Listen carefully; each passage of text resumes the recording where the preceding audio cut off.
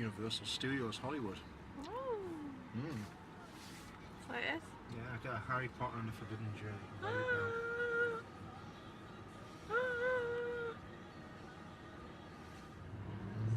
Here we are. Universal Studios.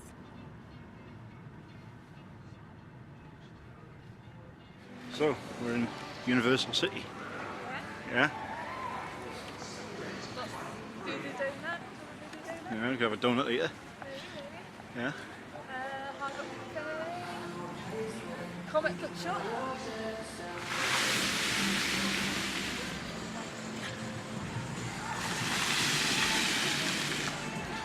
Yeah?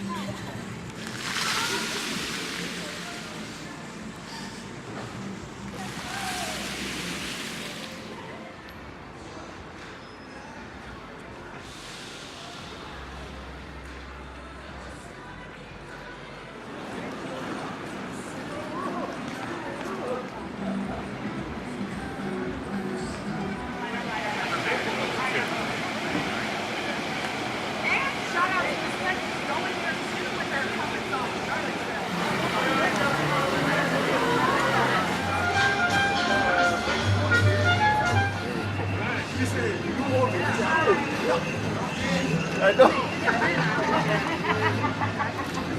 Thank you.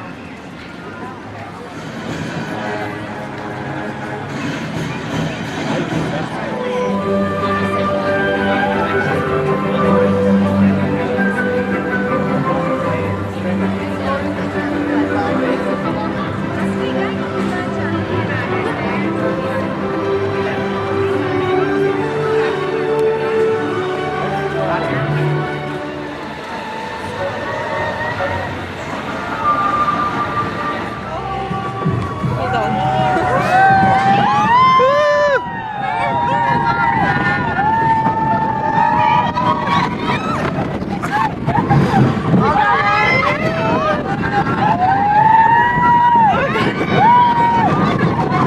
Jesus Christ.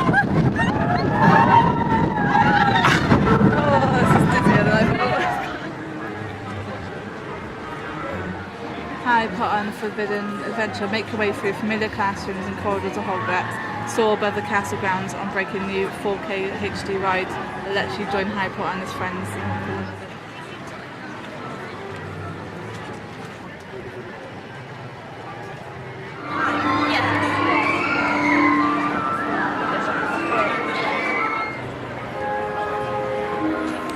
It's butterbeer. Butterbeer.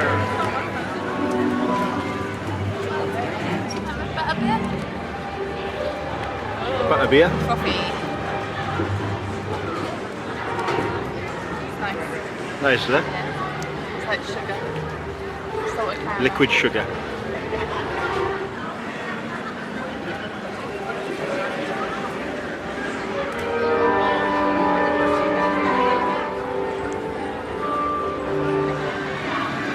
Fitness cute butterflies.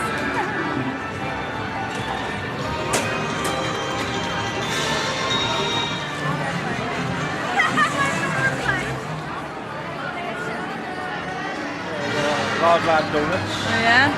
Phineas Q Butterfats ice cream cone. Luigi's pizza. Nice, nice. Krusty burger. Oh, you're gonna have a crusty burger? I'll have Krusty burger for lunch.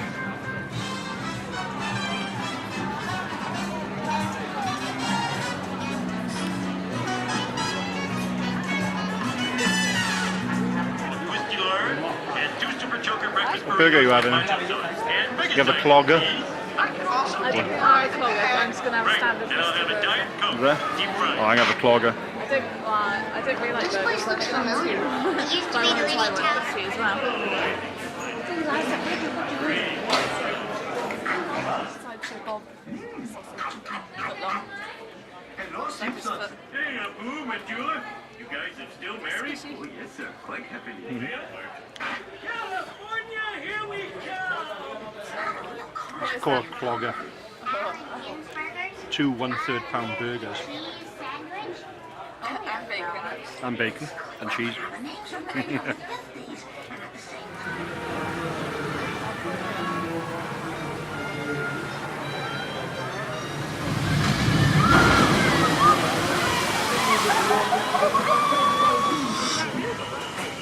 This way, follow me. I'm right about here. There you go, guys, right there. Now's your chance, folks. We'll take a few more pictures here. We'll stand a little bit longer with Zulu.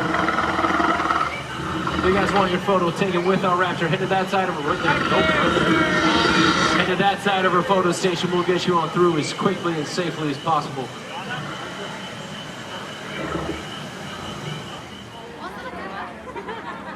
BC's hit television show The Voice, but The Voice is not filming today. So actually, a commercial is filming in Stage 12 today, a Toyota car commercial. Stage 12 was built way back in 1928, right at the dawn of the sound movie era. And that means a lot of movies have filmed in there over the years. Like all of these iconic movie moments, they all filmed in Stage 12. So on the outside of soundstage almost looks like a warehouse, or like an airplane hangar. The inside of it, though, is like a blank canvas for filmmakers and TV shows to create any kind of world they want in a totally controlled space. And once the soundstage is all closed up, ready for filming, it's usually about 95 to 99% soundproof, thanks in no small part to the very padded, thick walls you can see in this shot on our screens of an empty soundstage 12. You'll also see some trailers parked in front of stage 21, now coming up on the left. Those trailers are used as dressing rooms for actors and actresses working on the lot. In particular, these trailers on the left are for the cast of Superstore. And stage 21, you can see the big door on the soundstage is closed right now. But we have big doors like that on all of our sound stages. They're called elephant doors, named after the legendary William Elephant. Television history. Look at all these beauties. My favorites are the three futuristic cars from Back to the Future 2. Those are the flying cars that we were supposed to get in 2015, along with hoverboards. And we were supposed to start wearing our clothes inside out. Lots of things that didn't happen. The Flintstones picture cars are always a crowd pleaser. They're made of fiberglass in large part. Our newest addition to the lineup is a Jeep Wrangler from Jurassic World. The gyrosphere's been pulled for production. I know that because that's what it says on the sign. And not all picture cars are really drivable. Like this big tank at the end of the lineup is from Transformers. That tank is made of wood, primarily. Just painted to look like metal, so it doesn't do anything. But it looks real. Sometimes that's all you need. Although sometimes picture cars are really drivable, like a lot of the Fast and Furious ones.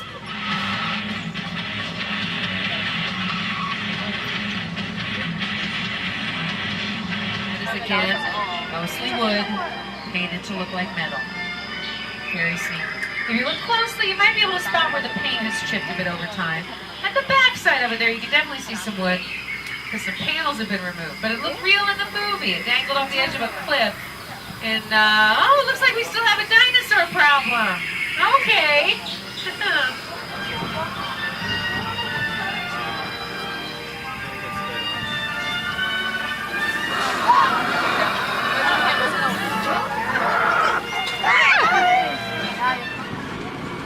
This clip is a great kind of in a nutshell example of how so many things in movies are an illusion. The mobile lab unit's made of wood, the cliff is a parking garage, I'm actually just a robot.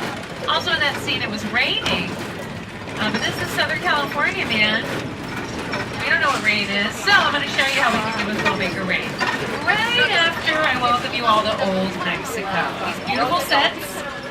They're called Old Mexico. They've been featured in movies like Big Fat Liar with Paul Giamatti. Also the music video for the song Escapade by Janet Jackson filmed here. Yes, that's a little thunder. Don't be alarmed. This is all part of the show, you guys. Thunder rumblings are actually coming out of speakers that are built into the sets in Old Mexico. Lightning flashes are coming from strobe lights that are hidden from view. And the rain that's magically appeared over on the left, that rain is coming out of these little high-tech devices called sprinklers that are placed on the tops of poles all over the set. So when all three elements come together, they make for a perfect thunderstorm, totally believable on camera. Actually, our raindrops are larger than natural raindrops would be because real raindrops are too small. They do not read on camera. are basically invisible. So even if it's really raining, we still gotta bring in the fake rain usually. Silly but true. And then we do get a little rain in Southern California. Oh, looks like there's a flash flood headed towards the tram.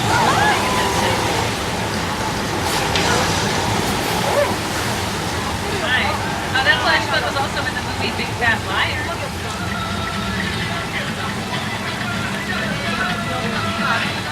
You can't outrun the Wildcat!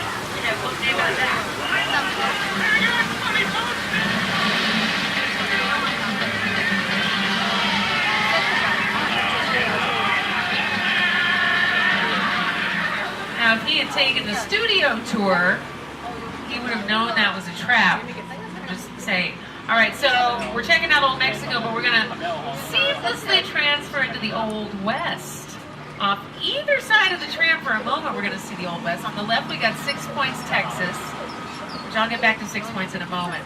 On the right-hand side coming up is Denver Street, where the classic 1939 film Destry Rides Again filmed.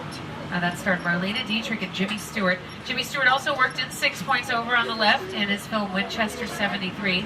Also in front of our Western sets on the left, we got a lot of cool props. Some of them have pieces of paper taped to them. Those pieces of paper are called hold tags. That is literally how you call dibs on a prop. So like if I see a crate or a barrel over there I want to use in my movie, like assuming I'm a big film director, I would put a hold tag on it. The hold tag usually has the name of my film, and so then everybody else knows, don't touch this, CJ has dibs. If somebody else comes along and removes my hold tag and uses the prop for their production instead, that person gets banned for life from ever getting a prop at Universal Studios again. That's how seriously they take it. And in a moment, we're going to drive up the main road of 6 Points. 6 Points in particular is fairly large. There's a lot of variety in these Western sets. There's actually the main road we're driving up now and 6 little side streets. That's how it got its name. And notice all the great signs on these sets. On the left coming up, we have an opera house, one of my favorites. And on the right, you'll see a saloon and a boarding house. All of the signage was added fairly recently. They did a wonderful refurbishment project in 6 Points a few months ago. So it looks brand new, even though there's a ton of history. The classic film My Little Chickadee with Mae West and W.C. Fields, filmed here back in 1940. And a lot of our sets in 6 Points and all over the back lot are what we call facades. That's a kind of set where we only build the front and the sides of the structure, because that's all we need to build. We just build what the camera sees, and then the audience fills in the rest with their imagination. Although the set also has an interior, so we can film inside as well as out. That's called a practical set. We do have some practical sets in 6 Points. The shot on our screens of the interior of the, like John Wayne and Jimmy Stewart were pretty tall guys, like 6 feet tall. Other Western stars, not so much. Like Audie Murphy and Alan Ladd, they were around 5'7". But in the movie, if they were the hero of the Western, they had to look tall. So we'd stand them in front of smaller doorways. Easy peasy, very effective, and yes, we still do it today. I can't tell you who we do it with. I've taken a solemn tour guide up the road here. I'll point out where the Desperate Housewives lived. Starting on the left, the beige house belonged to Gabby, played by Eva Longoria. That was also Jimmy Stewart's house in the movie Harvey. The purple house on the left belonged to Bob and Lee. It also belonged to the Munsters back in the 1960s. That was 1313 Mockingbird Lane. Susan, played by Terry Hatcher, lived in the yellow and stone house on the left. Bree, played by Marcia Cross, lived in the blue house on the right. And Lynette, played by Felicity Huffman, lived in the gray house on the left.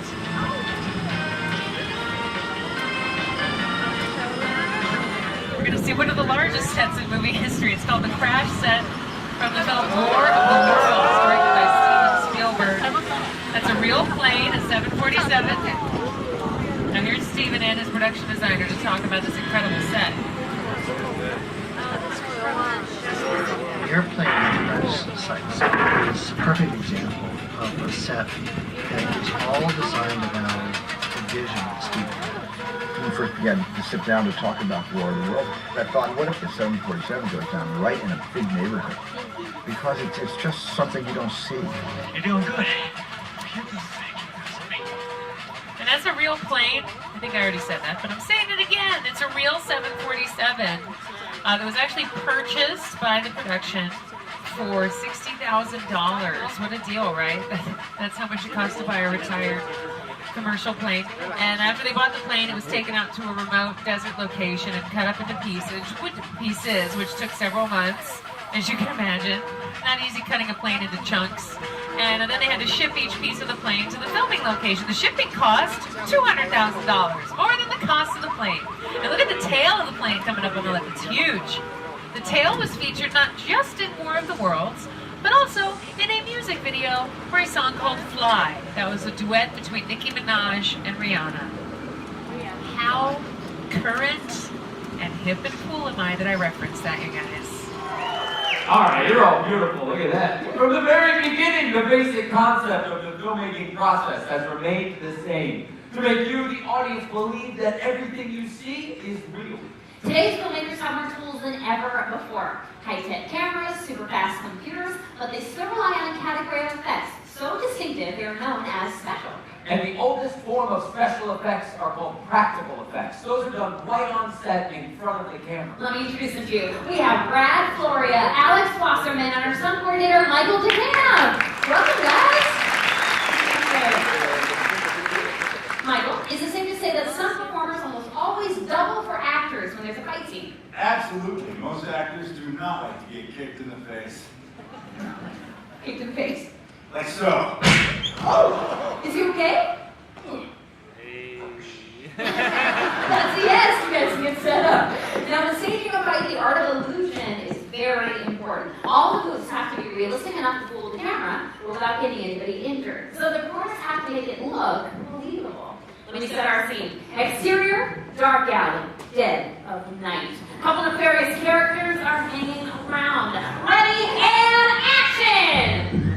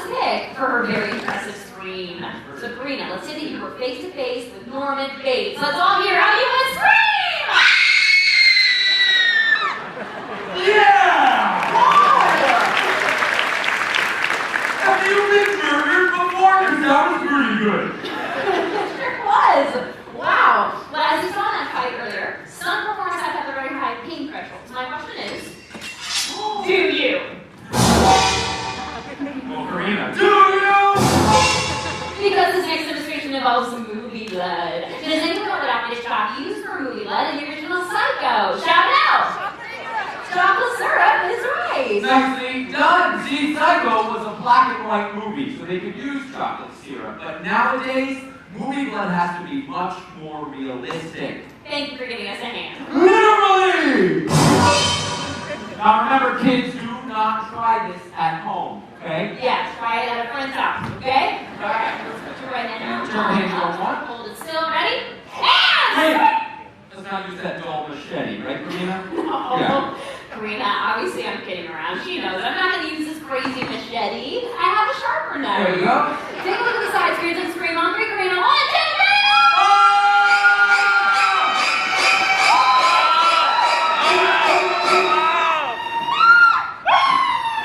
She's okay.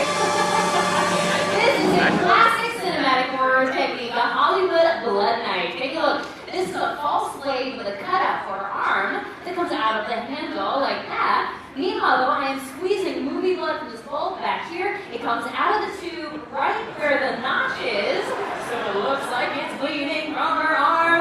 But this only works with an amazing volunteer. Give it up for Karina, everybody. Yeah! So far, we have shown you practical effects. Now we're going to switch to visual effects to run in a computer, specifically motion capture. So to help me demonstrate mocap, welcome back my co-host, Ryan!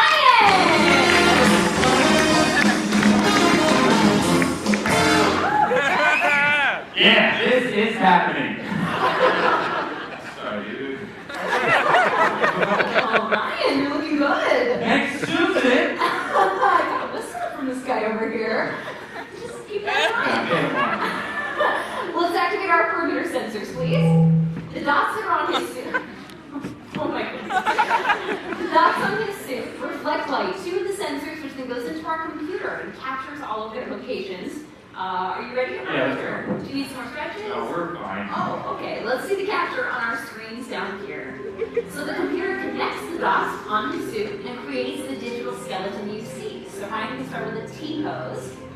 Perfect. We always start with this T-pose to mark the beginning of each take.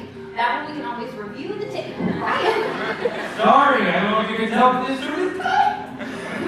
Yes, it is. Take your left hand, touch the tip of your nose. Perfect. And now your right hand.